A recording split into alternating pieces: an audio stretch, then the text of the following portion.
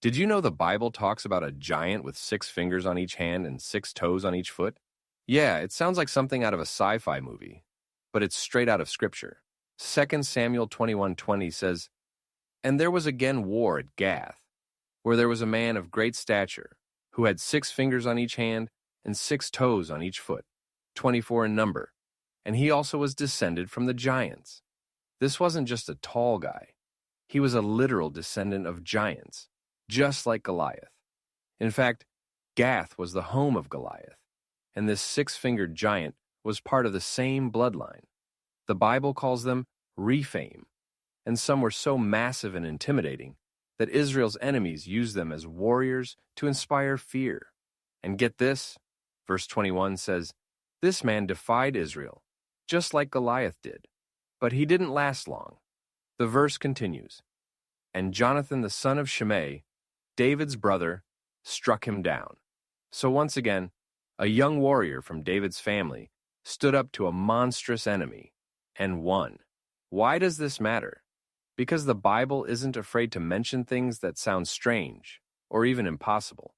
It tells the truth, even when it goes against modern assumptions.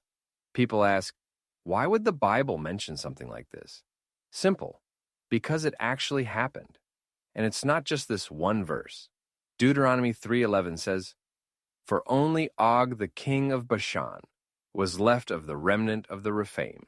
Behold, his bed was a bed of iron. 9 cubits was its length.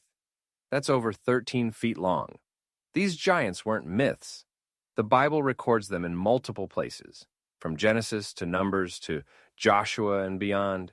Some were defeated by Moses, some by David's mighty men, but they all represented something bigger, a challenge to God's people, and a test of faith. Because when giants stand in your way, God doesn't look for the strongest or most qualified. He looks for the one who believes. David wasn't a warrior when he killed Goliath. Jonathan wasn't a giant killer by trade.